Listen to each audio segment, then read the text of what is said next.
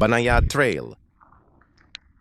First in line, Remski. Second one, Slick Chris. Good morning mga kadudes. Friday na naman. Isa lang ang ibig sabihin, bike trail, bike trail. Unang ahon. Sa unang ahon patataggan ng binte.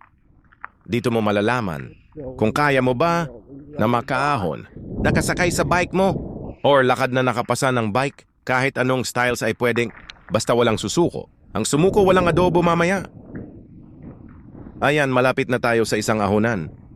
Shoutout nga pala kay Kuya Ramski na nagluto ng adobo.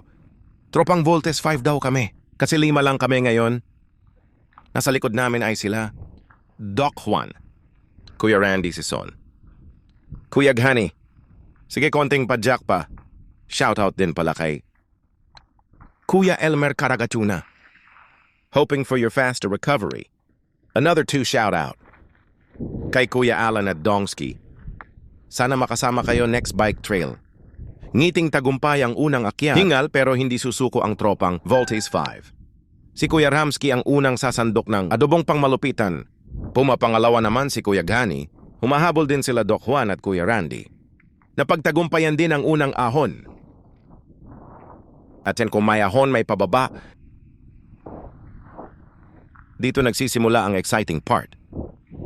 Ang downhill trail, this is what you called adrenaline rush.